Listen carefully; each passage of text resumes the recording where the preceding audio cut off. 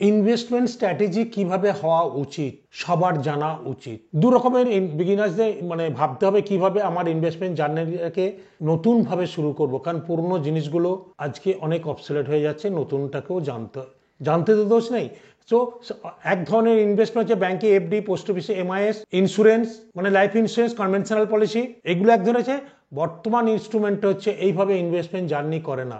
প্রথমেই হচ্ছে আমার মেডিকেল এমার্জেন্সিটাকে, হিউজ খরচা পরিবারে, সেটাকে প্রোটেকশন দেওয়া, হেলথ ইন্স্যুরেন্স। তারপর হচ্ছে আমি পরিবারে কি পার্সেন্ট আমার ইনকামে আমার পরিবার চলে, আমার বাবা মা সবার সংসার চলে, কম পয়সায় পুষ্টিকর খাদ্য, পিওর টার্ম পলিসি নিন। মূল্যে পাবো, নালে পাবো না, নো রিটার্ন অন প্রিমিয়াম, কারণ ওখানে নিলে আপনার অনেক টাকা লস, ক্যালকুলেশন করে দেখবেন। 3 নম্বর হচ্ছে এমার্জেন্সি ক্যাশ, বলি না 6 থেকে 1 বছরের লিকুইড ক্যাশ রেখে দেবেন কোনো এমার্জেন্সি হলে।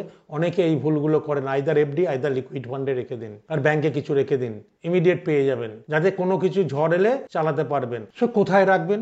আগে ছিল ব্যাংক, পোস্ট অফিস বা লাইফ ইন্স্যুরেন্স। সমস্ত লাইফ ইন্স্যুরেন্স কনভেনশনাল পলিসিগুলো, ধরুন আপনি 15,000 টাকা মাসে জমাচ্ছেন, স্ট্র্যাটেজি টার্ম পলিসি করে নিয়েছেন, এটা তো রিটার্ন পাবেন না, হেলথ পলিসিও রিটার্ন না, বাট ইনভেস্টমেন্ট স্ট্র্যাটেজিকে ব্যাংক, পোস্ট অফিসে 15,000 করে আপনি ধরুন মাসে জমাচ্ছেন, এখানে দিচ্ছেন আপনি 45 লাখ, দিয়ে 1,23,00,000 পাচ্ছেন। আর এখানেও তাই একই ইন্টারেস্ট, অ্যানুয়াল রিটার্ন হচ্ছে 7.1%ই ধরলাম এফডির ইন্টারেস্ট। আর মিউচুয়াল ফান্ডের রিটার্ন সবাই জানে রিস্ক, সেই রিস্কটাকে ভোলাটিলিটি রিস্ক বলে এটাকে, আর কোনো রিস্ক নাই।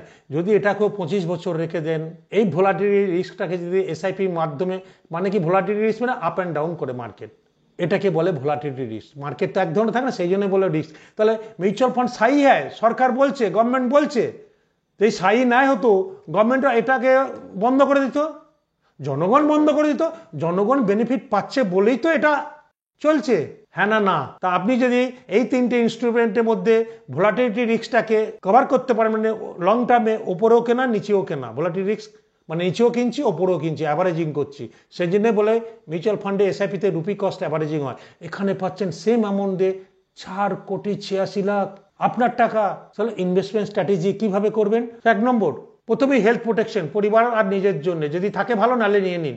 দ্বিতীয় হচ্ছে আমার ইনকামকে প্রোটেকশন, আমার যদি কিছু হয় আমার বউ বাচ্চা বাবা মা রাস্তায় কারো কাছে হাত পারবে না, টার্ম ইন্স্যুরেন্স। 3 নম্বর, আমি যদি চাকরি বা জব সুইচ করি বা কোনো ইমার্জেন্সি সিচুয়েশন আছে, 6 থেকে 1 বছরের লিকুইড ক্যাশ ব্যাংকে এফডি রাখুন।